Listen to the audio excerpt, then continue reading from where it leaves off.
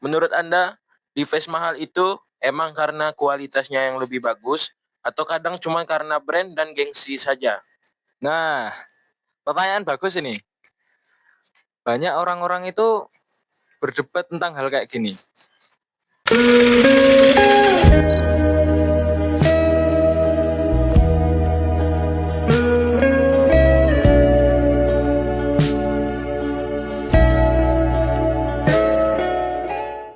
Oke, selamat datang para penonton di Simple Podcast ya. Jadi ini adalah podcast yang sangat simple ya. Ini saya pakai mic yang simple kayak gini. Ini tata letaknya juga simple, nah makanya ini namanya Simple Podcast. Jadi di Simple Podcast ini saya akan menjawab berbagai pertanyaan Anda semua ini seputar teknologi. Nah, kayak gitu.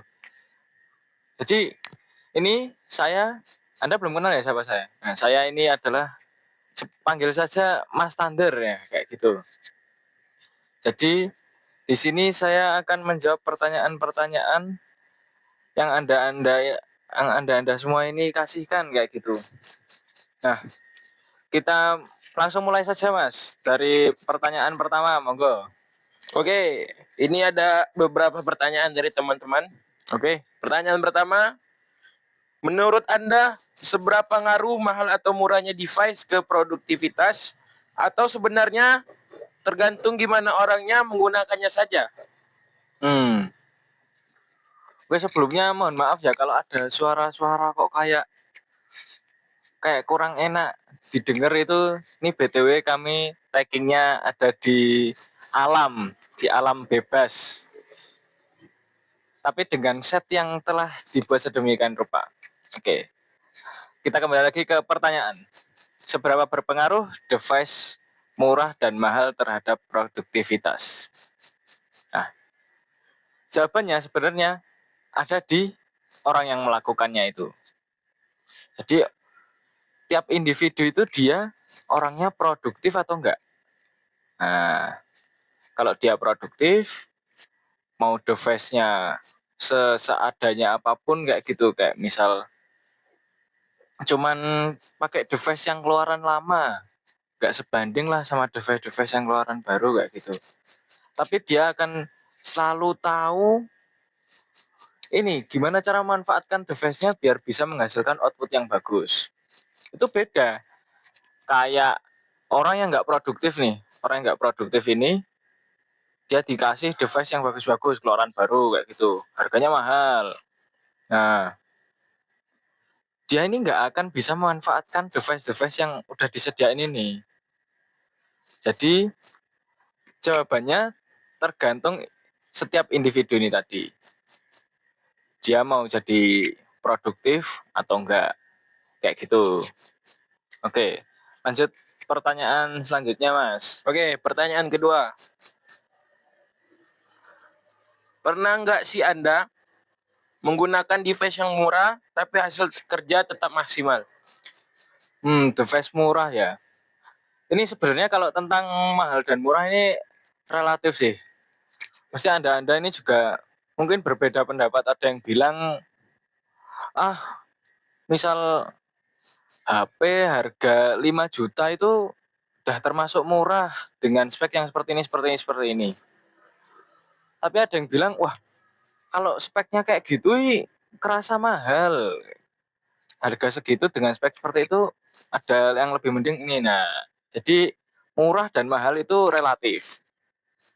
Nah, tapi kalau ditanya tentang pengalaman, saya ini ada pengalaman. Jadi pengalaman saya itu membuat after movie. Nah, membuat after movie untuk sebuah event sekolahan. Jadi itu alat-alatnya itu udah disediain sama sekolahnya itu. Jadi saya pakai. Itu sebenarnya juga bukan alat yang mahal yang terlalu bagus gitu. Itu waktu itu saya pakai Sony A6000 kit sama buat editingnya dikasih laptop Asus prosesornya i3 generasi 5 ini. Terus GPU-nya itu cuman GeForce 930M. Wah, itu kalau dinalar itu sangat kurang sekali. Kamera pakai lensa kit, orang-orang pasti tanya, wah, pakai lensa kit ini bisa menghasilkan output yang seperti apa kayak gitu. Tapi saya tetap berusaha memutar otak, wah, ini tetap harus jadi, harus ada outputnya yang menarik lah seperti itu. Nah, akhirnya saya dalam praproduksi, produksi sampai pasca produksi itu saya terus ulik-ulik gimana caranya biar menghasilkan hasil yang bagus kayak gitu. Dan hasilnya bisa Anda lihat di YouTube. Itu di akun YouTube channel SMKIT Smart Informatika. Itu ada after movie Milad dan Expo ke-16. Nah, itu bisa Anda cek di situ. Jadi kalau sesuai pengalaman saya bisa menggunakan device yang kalau sebagian orang mengatakan itu murah karena memang sudah tua, menghasilkan suatu output yang bagus. Kayak gitu pengalaman saya, Mas.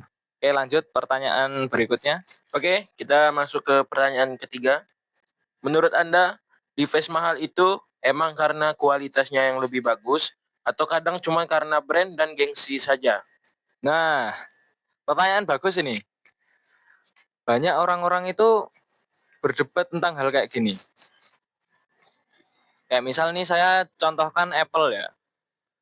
Apple tuh mahal karena gengsi, karena brandnya udah besar, karena apa. Itu banyak yang bilang kayak gitu. Padahal teknologinya Apple itu udah sangat wow gitu loh, Mas. Sangat wow ini dalam artian Apple itu nggak hanya buat perangkat keras, dia juga buat perangkat lunaknya. Beda kalau misal kita bandingin sama Android. Walaupun Android itu juga nggak semuanya murah, ada yang mahal juga. Nah, tapi perbedaannya Apple ini tadi membuat perangkat agar mengerti pengguna. Bedanya sama Android, itu Android membuat perangkat agar penggunanya yang mengerti perangkat itu. Nah, kayak gitu. Jadi, yang dapat saya simpulkan, kenapa Apple itu mahal? Ya karena perangkat itu tadi yang dibuat agar bisa mengerti penggunanya. Jadi memang kualitasnya bagus, kemudian secara apa dalam interaksinya ke pengguna itu juga sangat dipikirkan gimana caranya biar pengguna itu nyaman makainya gitu. Seperti kayak misal laptop juga, kalau misal bandingkan MacBook sama Windows, yang Apple sama yang Windows, itu pasti beda. Bahkan yang Apple ini tadi bisa lebih lancar kalau dibandingkan dengan tahun keluaran yang sama-sama Windows yang tadi. Ini saya bukan maksud memihak, nggak ada memihak apapun, tapi emang kenyataan di pasar seperti itu. Nah, bisa Anda cek sendiri, bisa Anda kulik-kulik lagi, dicari di Google atau di YouTube di mana seperti itu. Nah, kayak gitu Mas. Lanjut pertanyaan berikutnya. Oke, kita mungkin masuk ke pertanyaan terakhir. Oke, pertanyaan terakhir. Ya, kalau buat anak muda yang baru mulai kerja atau kuliah, apakah Anda ada rekomendasi device terutama untuk laptop? Oh, untuk laptop. Untuk laptop ini kalau secara kerja yang kantoran nih. Kalau untuk yang kantoran kamu bisa cari yang prosesornya Intel Core i3 generasi 11 ke atas atau AMD itu seenggaknya Ryzen 3. Nah, kayak gitu. Nah, kenapa harus yang generasi 11 ke atas? Karena yang baru-baru itu tadi, di generasi 11 ke atas itu device-nya masih baru-baru, masih fresh-fresh kayak gitu. Nah, kalau di bawahnya itu udah lama. Tapi kalau misal Anda mau yang beli yang second-second, Anda ambil yang generasi 8 ke atas itu masih oke. Masih oke. Di bawahnya itu agak kurang bisa bertahan untuk jangka waktu lama. Kayak gitu. Terus untuk RAM-nya itu cari yang seenggaknya RAM-nya 8. 8 giga ini udah mumpuni buat kerja kayak Office, terus kemudian yang Canva atau aplikasi Google kayak gitu yang online itu udah mumpuni kayak gitu. Penyimpanannya opsional sesuai kebutuhan Anda, bisa yang 256, bisa yang 512, bisa juga yang 1 tera. Kalau penyimpanannya bisa di-upgrade, Mas. Jadi nanti kamu bisa tambah, namanya ganti SSD itu bisa, atau kamu pakai penyimpanan eksternal juga bisa. Kalau prosesor tadi, prosesor itu kamu ganti prosesor sama seperti beli device baru. Nah, kalau RAM ini beda-beda. Ada yang RAM-nya bisa ditambah, ada yang RAM-nya nggak bisa.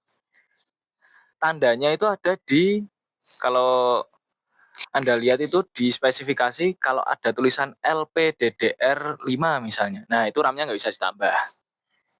Itu. Terus kalau untuk kuliah, kurang lebih sama, Mas. Untuk kuliah. Kuliah ngetik-ngetik gitu kan, desain Canva paling lah, bikin PPT gitu. Ya kurang lebih sama. Ambil generasi, seenggaknya generasi 11, atau kalau mau second, seenggaknya generasi 8. Kayak gitu.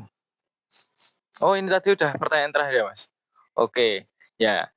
Karena itu tadi pertanyaan terakhir sekaligus menutup podcast kita pada kesempatan kali ini. Terima kasih kepada Anda-Anda semua yang telah menonton. Terima kasih juga untuk yang sudah bertanya. Kita ketemu di lain kesempatan. Yo.